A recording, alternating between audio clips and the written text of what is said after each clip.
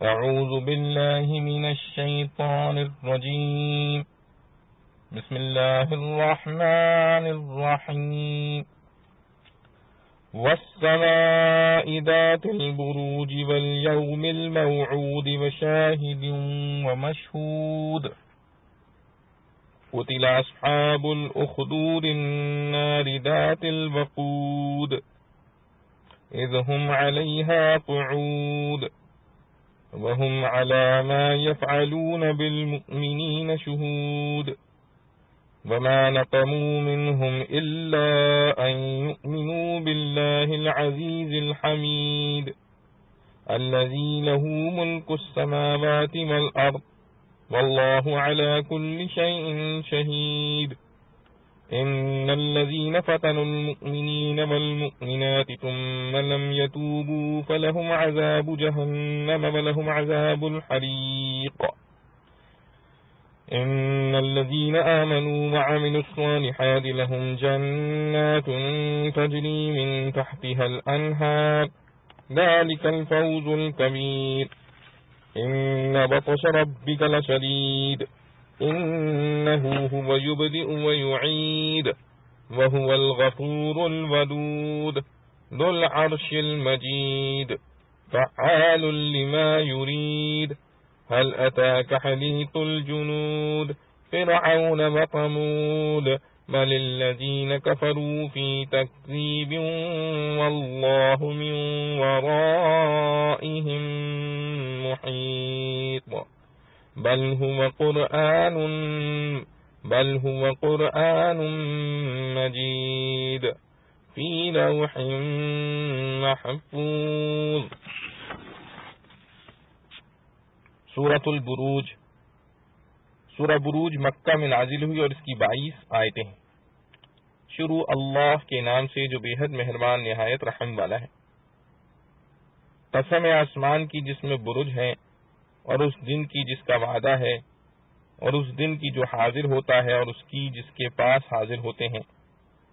مارے گئے کھائیاں کھودنے والے، آگ ہے بہت ایندھن والی. جب وہ اس پر بیٹھے اور جو کچھ وہ کرتے مسلمانوں کے ساتھ اپنی آنکھوں سے دیکھتے اور ان سے بدلہ نہ لیتے تھے مگر اسی بات کا کہ وہ یقین لائے اللہ پر جو زبردست ہے تعریفوں والا، جس کا راج ہے آسمانوں میں اور زمین میں اور اللہ کے سامنے ہے ہر چیز. تحقیق جو دین سے بچلائے ایمان والے مردوں کو اور عورتوں کو پھر توبہ نہ کی تو ان کے لیے عذاب ہے دوزخ کا اور ان کے لیے عذاب ہے آگ لگے کا. بے شک جو لوگ یقین لائے اور کی انہوں نے بھلائیاں ان کے لیے باغ ہیں جن کے نیچے بہتی ہیں نہریں. یہ ہے بڑی مراد ملنی. بے شک تیرے رب کی پکڑ سخت ہے. بے شک وہی کرتا ہے پہلی مرتبہ اور دوسری اور وہی ہے بخشنے والا محبت کرنے والا. مالک عرش کا بڑی شان والا کر ڈالنے والا جو چاہے. کیا پہنچی تجھ کو بات ان لشکروں کی فرعون اور ثمود کے؟ کوئی نہیں بلکہ منکر جھٹلاتے ہیں اور اللہ نے ان کو ہر طرف سے گھیر رکھا ہے. کوئی نہیں، یہ قرآن ہے بڑی شان کا لکھا ہوا لوح محفوظ میں. خلاصہ تفسیر. شان نزول. اس صورت میں ایک قصے کا اجمالاً ذکر ہے جو صحیح مسلم میں مذکور ہے. خلاصہ اس کا یہ ہے کہ کوئی کافر بادشاہ تھا، اس کے پاس ایک کاہن تھا. کاہن اس کو کہا جاتا ہے جو شیاطین کے ذریعے یا نجوم کے آثار کے ذریعے کچھ مستقبل کی غیبی خبریں معلوم کر کے لوگوں کو بتائے. اس کاہن نے بادشاہ سے کہا کہ مجھ کو ایک ہوشیار لڑکا دیا جاوے تو اس کو اپنا علم سکھا دوں. چنانچہ ایک لڑکا تجویز کیا گیا. اس کے راستے میں ایک راہب یعنی عیسائی پادری رہتا تھا اور اس زمانے میں دین عیسیٰ علیہ السلام ہی دین حق تھا اور یہ راہب اسی پر قائم عبادت گزار تھا. وہ لڑکا اس کے پاس آنے جانے لگا اور خفیہ مسلمان ہو گیا. ایک بار اس لڑکے نے دیکھا کہ کسی شیر نے راستہ روک رکھا ہے اور خلق خدا پریشان ہے تو اس نے ایک پتھر ہاتھ میں لے کر دعا کی کہ یا اللہ، اگر راہب کا دین سچا ہے تو یہ جانور میرے پتھر سے مارا جاوے اور اگر کاہن سچا ہے تو نہ مارا جاوے. اور یہ کہہ کر وہ پتھر مارا تو شیر کو لگا اور وہ ہلاک ہو گیا. لوگوں میں شور ہو گیا کہ اس لڑکے کو کوئی عجیب علم آتا ہے. کسی اندھے نے سنا، آ کر درخواست کی کہ میری آنکھیں اچھی ہو جاویں۔ لڑکے نے کہا بشرطے کہ تو مسلمان ہو جاوے۔ چنانچہ اس نے قبول کیا۔ لڑکے نے دعا کی، وہ اچھا ہو گیا اور مسلمان ہو گیا۔ بادشاہ کو یہ خبریں پہنچی تو اس راہب کو اور لڑکے کو اور اس نابینا کو گرفتار کر کے بلایا۔ اس نے راہب اور اعمیٰ کو تو قتل کر دیا اور لڑکے کے لیے حکم دیا کہ پہاڑ کے اوپر لے جا کر گرا دیا جاوے، مگر جو لوگ اس کو لے گئے تھے وہ خود گر کر ہلاک ہو گئے اور لڑکا صحیح سالم چلا آیا۔ پھر بادشاہ نے سمندر میں غرق کرنے کا حکم دیا، وہ اس سے بھی بچ گیا، اور جو لوگ اس کو لے گئے تھے وہ سب ڈوب گئے۔ پھر خود لڑکے نے بادشاہ سے کہا مجھ کو بسم اللہ کہہ کر تیر مارو تو میں مر جاؤں گا۔ چنانچہ ایسے ہی کیا گیا اور لڑکا مر گیا۔ بس اس واقعہ عجیبہ کو دیکھ کر یک لخت عام لوگوں کی زبان سے نعرہ بلند ہوا کہ ہم سب اللہ پر ایمان لاتے ہیں۔ بادشاہ بڑا پریشان ہوا اور ارکان سلطنت کے مشورے سے بڑی بڑی خندقیں آگ سے بھروا کر اشتہار دیا کہ جو شخص اسلام سے نہ پھرے گا اس کو آگ میں جلا دیں گے۔ چنانچہ بہت آدمی جلائے گئے۔ اس صورت میں ان پر غضب الہی نازل ہونے کا بیان قسم کے ساتھ فرمایا ہے۔ قسم ہے برجوں والے آسمان کی، مراد برجوں سے بڑے بڑے ستارے ہیں، اور قسم ہے وعدہ کیے ہوئے دن کی یعنی قیامت کے دن کی، اور قسم ہے حاضر ہونے والے دن کی، اور قسم ہے اس دن کی جس میں لوگوں کی حاضری ہوتی ہے۔ حدیث ترمذی میں مرفوعاً ہے کہ یوم موعود قیامت کا دن ہے، اور شاہد جمعہ کا دن ہے، اور مشہود عرفہ کا دن ہے، اور ایک دن کو شاہد اور دوسرے کو مشہود شاہد اس لیے فرمایا کہ یوم جمعہ میں تو سب اپنی جگہ رہتے ہیں تو گویا وہ دن خود آتا ہے، اور یوم عرفہ میں حجاج اپنے اپنے مقامات سے سفر کر کے عرفات میں اس یوم کے قصد سے جمع ہوتے ہیں تو گویا وہ دن مقصود و مشہود اور دوسرے لوگ حاضری کا قصد کرنے والے ہیں۔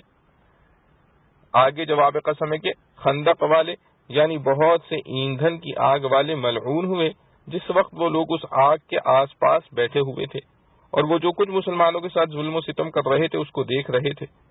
ان کے ملعون ہونے کی خبر دینے سے تسلی مومنین کی ظاہر ہے کہ اسی طرح جو کافر اس وقت مسلمانوں پر ظلم کر رہے ہیں وہ بھی گرفتار لعنت ہوں گے، جس کا اثر خواہ دنیا میں بھی مرتب ہو، جیسے غزوہ بدر وغیرہ میں مقتول و مغزول ہوئے، یا صرف آخرت میں جیسا عام کفار کے لیے یقینی ہے۔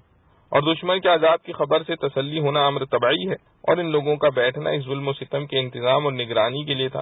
اور لفظ شہود میں علاوہ نگرانی کے اشارہ ان لوگوں کی سنگ دلی کی طرف بھی ہے کہ دیکھ کر بھی ترحم نہ آتا تھا، اور اس کو خدا تعالیٰ کی لعنت میں خاص دخل ہے کہ یہ سنگ دلی سبب لعنت ہے۔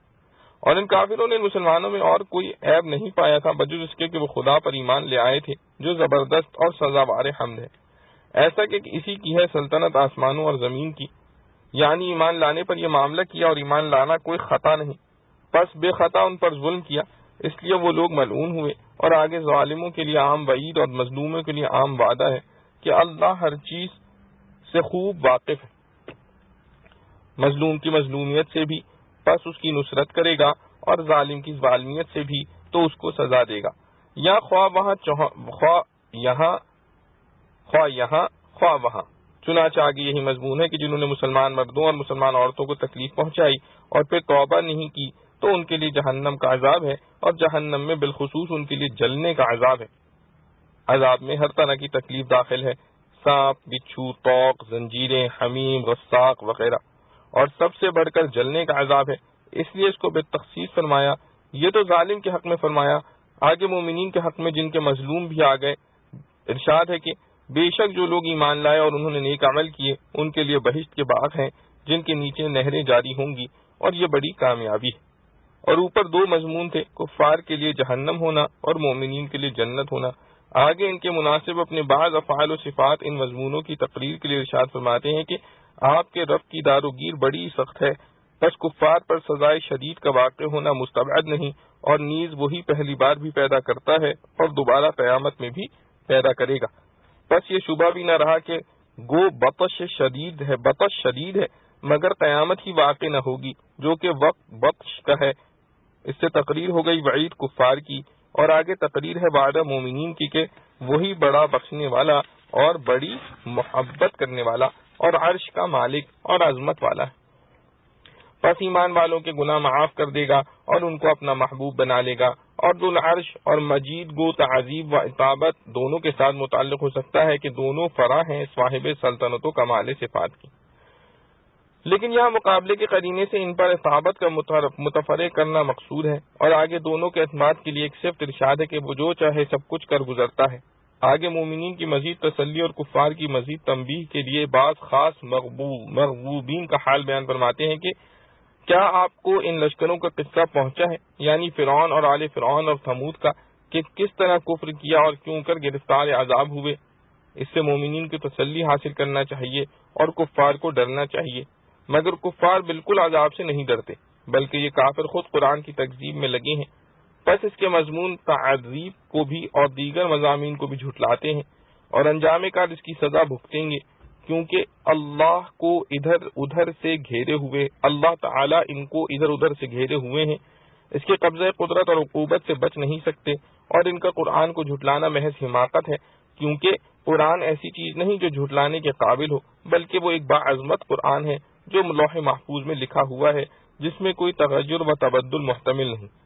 وہاں سے نہایت حفاظت کے ساتھ صاحب وحی کے پاس پہنچایا جاتا ہے، کما قال تعالی فی سورۃ الجن فَإِنَّهُ يَسْلُكُ مِن بَيْنِ يَدَيْهِ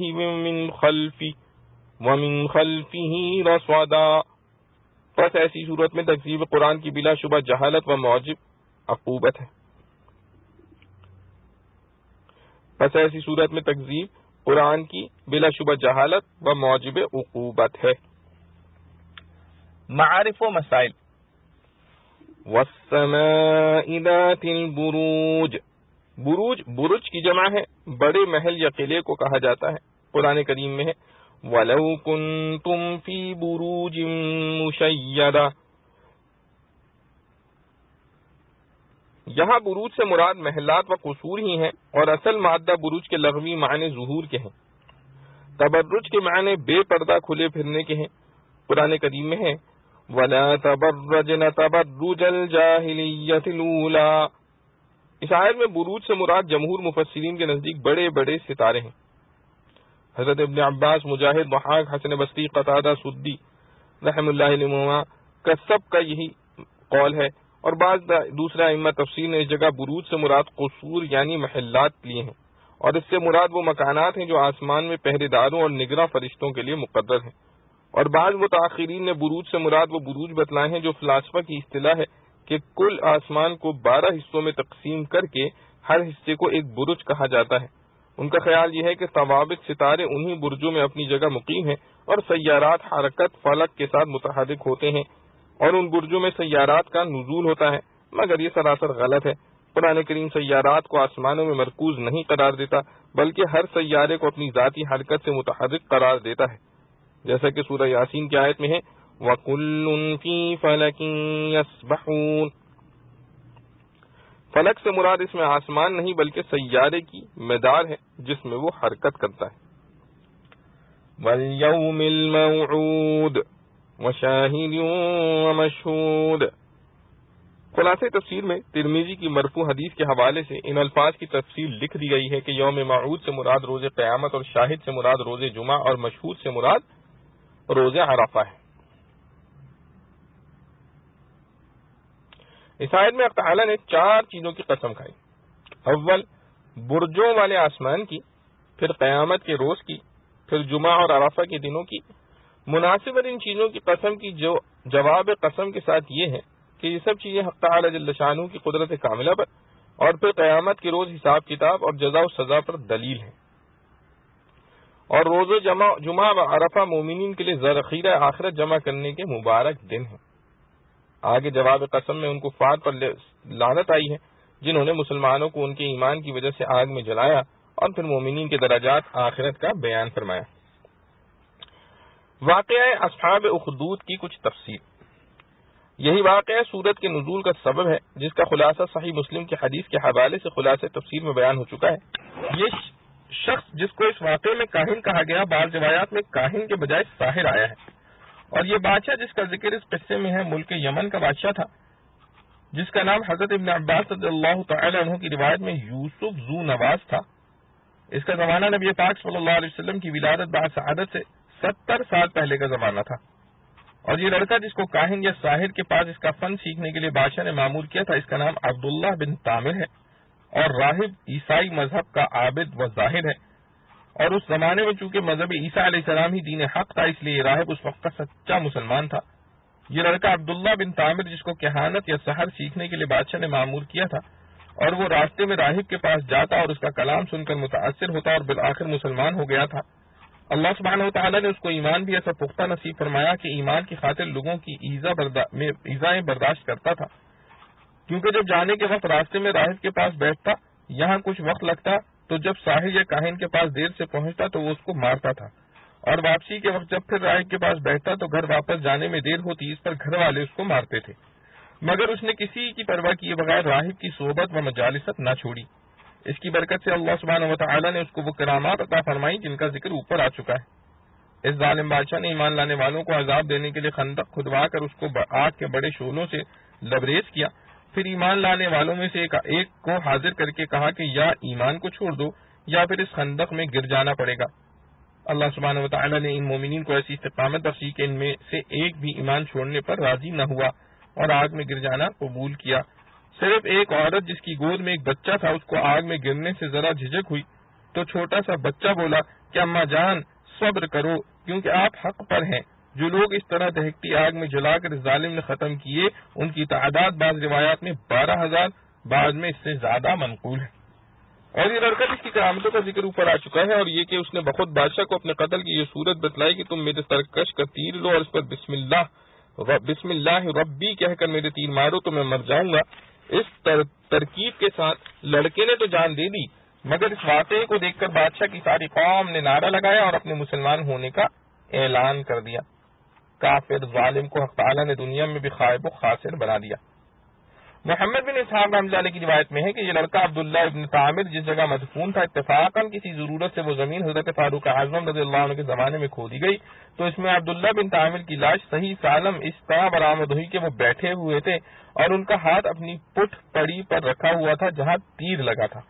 کسی دیکھنے والے نے ان کا ہاتھ اس جگہ سے ہٹایا تو زخم سے خون جاری ہو گیا، پھر ویسے ہی رکھ دیا تو بند ہو گیا۔ ان کے ہاتھ میں ایک انگوٹھی تھی جس پر لکھا ہوا تھا اللہ ربی۔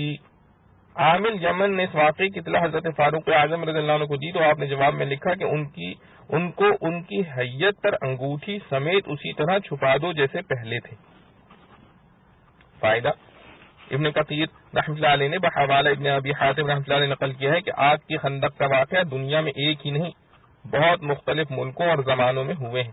پھر ابن ابی حاتم نے ان واقعات میں سے 3 کا خصوصیت سے ذکر کیا کہ ایک خندق یمن میں تھی جس کا واقعہ زمان فطرت میں حضرت صلی اللہ علیہ وسلم سے 70 سال پہلے پیش آیا ہے، دوسری خندق شام میں، تیسری فارس میں تھی۔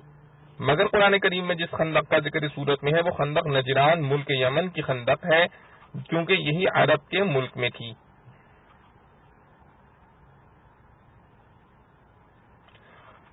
ان الذین فتنوا المؤمنین، یہ ان ظالموں کی سزا کا بیان ہے جنہوں نے مسلمانوں کو صرف ان کے ایمان کی بنا پر آگ کی خندق میں ڈال کر جلایا تھا، اور سزا میں 2 باتیں ارشاد فرمائیں، فَلَهُمْ عَذَابُ جَهَنَّمْ، یعنی ان کے لیے آخرت میں جہنم کا عذاب ہے، دوسری وَلَهُمْ عَذَابُ الْحَرِيقِ، یعنی ان کے لیے جلنے کا عذاب ہے۔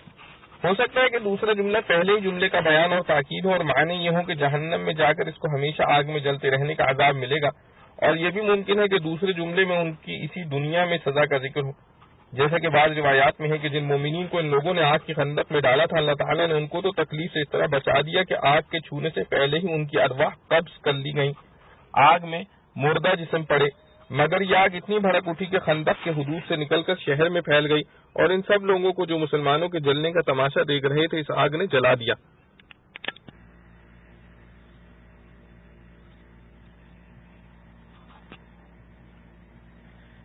پھر یہ آگ اتنی بھڑک اٹھی کہ خندق کے حدود سے نکل کر شہر میں پھیل گئی اور ان سب لوگوں کو جو مسلمانوں کے جلنے کا تماشا دیکھ رہے تھے اس آگ نے جلا دیا۔ پھر بادشاہ یوسف ذو نواز بھاگ نکلا اور آگ سے بچنے کے لیے اپنے آپ کو دریا میں ڈال دیا، اس میں غرق ہو کر مرا۔ ان لوگوں کے لیے عذاب جہنم اور عذاب حریق کی خبر کے ساتھ قرآن کریم نے یہ قید بھی لگا دی کہ ثم لم یتوبوا، یعنی یہ عذاب ان لوگوں پر پڑے گا جو اپنے اس فعل پر نادم ہو کر تائب نہیں ہوئے۔ اس میں ان لوگوں کو توبہ کی طرف دعوت دی گئی ہے۔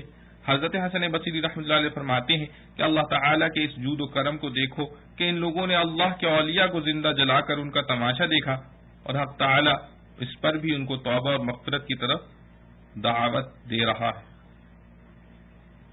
تمت سورۃ البروج والحمد للہ۔ اللہ رب العزت سے دعا ہے جو کچھ پڑھا سنا گیا اللہ سبحانہ وتقدس ہمیں اس پر عمل کرنے کی توفیق نصیب فرمائے۔ وآخر دعوانا ان الحمد للہ رب العالمین۔ ربنا تقبل منا انك انت السميع العليم وتب علينا انك انت التواب الرحيم۔ سبحان ربك رب العزة عما يصفون وسلام على المرسلين والحمد لله رب العالمين۔